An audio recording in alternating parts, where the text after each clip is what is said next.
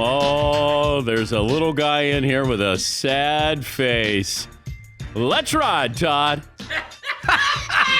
Right off the bat? Yeah, let's just get it out of the way. Todd Country, let's ride. No, he's been moping, and I said, it's okay. 11 seconds in. It's one game in. One game. Morning meeting, you're really quiet.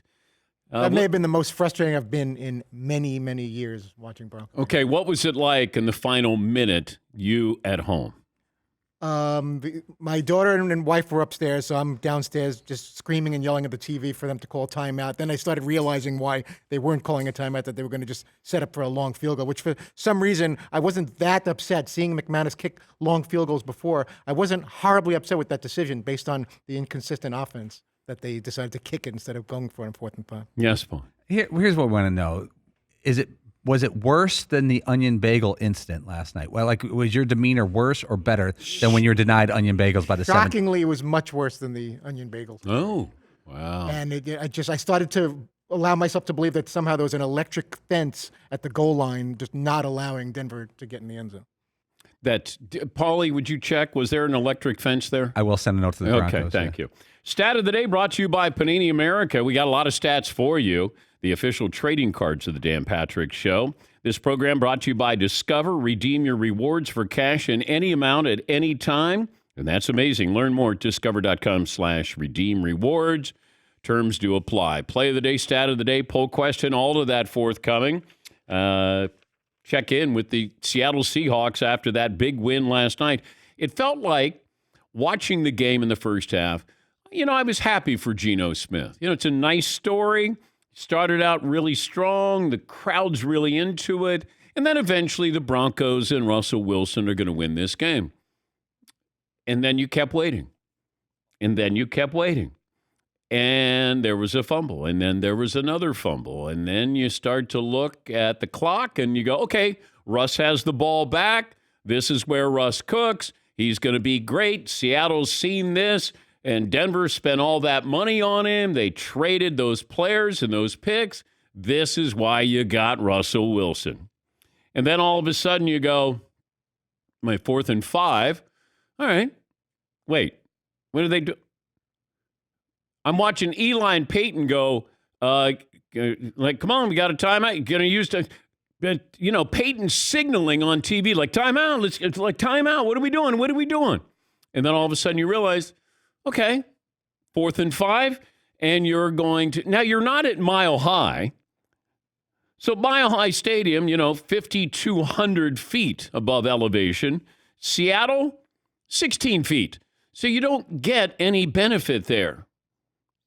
And you're kicking from 60 yards away. And Mr. McManus is, I think, one of 7. Finsta McManus. Mr. McManus is one of 7 from 60 yards away. Mr. McManus. So the next gen stats here, the field goal probability, estimating the odds of Mr. McManus making a 64-yard field goal, and the odds of being successful, 14%. The probability of Russell Wilson and the Broncos offense converting on 4th and 5 against the Seahawks defense in that situation, factoring in the team and your quarterback, was 42%. I just don't understand it. You have Russ. Now, I would have understood this if Drew Lock was the quarterback and Denver decided, hey, we've gone as far as we could go, 4th and 5, let's try the field goal. But you don't have Justin Tucker here, who is great from any distance in any field, any stadium. And I just didn't understand it. You have Russ, it's 4th and 5, and you're thinking you got him exactly where you want. Here is Russell Wilson on his head coach, Nathaniel Hackett's call on 4th and 5. I believe in Coach Hackett. I believe in what we're doing, and believe in everything. And, anytime you can try to find a way to make a play on 4th and 5, that's great too. But also, I don't think it was the wrong decision. I think he can make it. Obviously, in hindsight, we didn't make it. But if we were in that situation again, I wouldn't doubt whatever he decided. Okay, Russ is really good at doing this. It was the wrong call. Plain and if he makes the field goal, it's still the wrong call because the odds are not in your favor.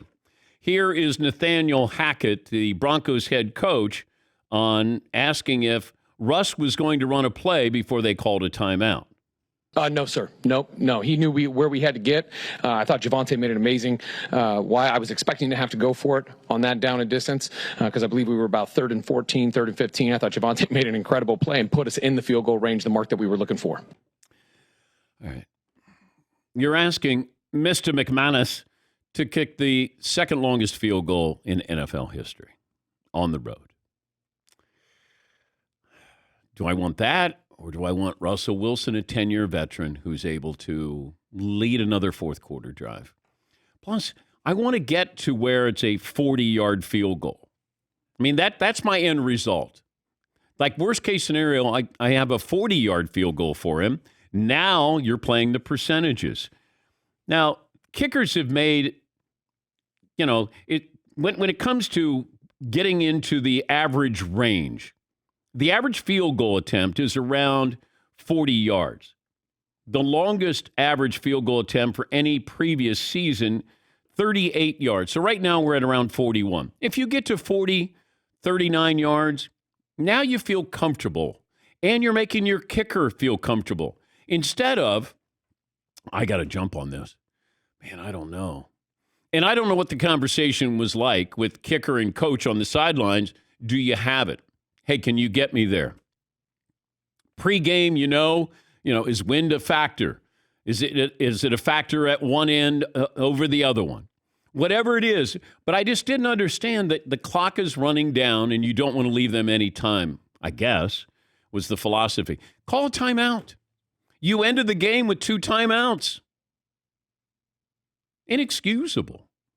And you keep thinking, okay, he's a rookie head coach, and he certainly came off as a rookie head coach. Plus, you had the Manning cast saying, get out of the huddle. Get out of the huddle. Get out of the huddle. You're leaving, and you're up there at 11 seconds. And Peyton and Eli were both saying, you can't. You got to process. You got to get up to the line of scrimmage, process. They were getting out of the huddle way too late. 11 seconds to go. So that's not the debut you expected. And I know Russ going back to Seattle and the 12th man certainly let him have it. I didn't understand it, though. What that guy has done for that organization, he's a stand-up guy. I mean, you may not like his personality, you may not believe his personality, but he did the right things for you. Seattle didn't want him. So I know that you want to win the game, and for some reason you want to be mad at Russell Wilson. And I was watching, and look, I'm not an apologist for him. I have a good relationship with him. I just didn't understand. Like, cheer him when he goes on the field. You want to boo him during the game? Okay, you want to win the game. And he understands that. I just didn't understand everything he gave to. Understand this, okay? Now it's actually come to light. Now it's a full-blown report. They wanted to trade Russ to Cleveland to get the number 1 pick to draft Josh Allen. Seattle did. Seattle wanted to trade him. That would have been a good move. A couple of times. But understand, Russ knew all of this was going on. So Russ knew, and, he and Pete Carroll, they didn't even talk to each other pregame. Like, there was a falling out, and, it was not going to be repairable. So that's where I was surprised. Great fan base, educated fan base. Cheer Russ. He did give you a lot of great memories there. Game, when it starts, you want to go after him, go after him. Here's Russ talking about the reception he received. They may cheer for you. They may boo you. They'll love you one day and they'll hate you the next. And that's sports. At the end of the day, I'm going to keep competing. I'm going to keep battling. And so I'm just grateful that I get to be with these guys, in this locker room too as well. I've been around some amazing teammates in the past, and I got some amazing teammates currently. And I'm going to remember every single moment of that. So tonight was special. It was on the other side, than I used to. but it was still a special environment, so a place that I've always loved. Well, they certainly didn't treat him that way, and that was surprising. It was disappointing, I think, more than anything. Cheer him, say thank you, now boo him the entire game. Yeah, Paulie. I see what you're saying. I would like them to do that, but I could also understand they're just booing him for 3 hours. They don't hate him. This was game booing, not like we hate you booing. You tuned up. You first game of the season, first game back. It's a fresh wound, if you know what I mean. It's not like a year and a half later where you dealt with it. You can't boo the GM and the coach that traded him. They don't run out on the field. There'll be a day someday in 4 or 5 years where they retire Russell Wilson's jersey in Seattle, and he will get. Well, Pete Carroll's on the sidelines. You can boo him. He traded him. I know, but it's one of the things. That was like a vacuum of booing. They don't actually hate the guy. I don't know. It's disappointing. It was like competitive booing. Like we're going to try to win this game because we're the 12th man. And especially in Seattle, they're conditioned to believe, and it's true, that they are part of the victories by how they behave. Yeah, see. But then on the flip side of that, if you're a Broncos fan today, right? You gave up 2 first-round picks, 2 second-round picks, 3 players. One of them was a first-round pick, and you paid $245 million for the game on the line. Now let's give it to the kicker to kick a mile-long field goal. What the hell are we doing? Like I said, if Drew Lock was still your quarterback in Denver, then I understand your coaching philosophy. You got Russell Wilson, one of the best players when the game is on the line with 2 minutes to go. That's what you want. You had the scenario that was ideal for Russell Wilson and very few other quarterbacks. He's built for this. Yes, Todd. I, for some reason, didn't have a completely horrible reaction to them going out with the kick. It explained why they let all that clock tick off. Also, with the delay of game penalties and the false starts and the sloppy offense, I wasn't so sure they were going to end up being backed up 5 more yards or 10 more yards. They felt maybe this was our last chance to have something reasonable that McManus can possibly do with his leg, as opposed to going backwards 5 more yards. Are you okay? Not really. I'm very upset. Okay. I was I'm better than I was last night, but that's the most frustrated I've been since Denver lost to Jacksonville in the playoffs, or that double overtime Ravens game when it got past the defender. It was that bad that they could not get in the end zone that many times.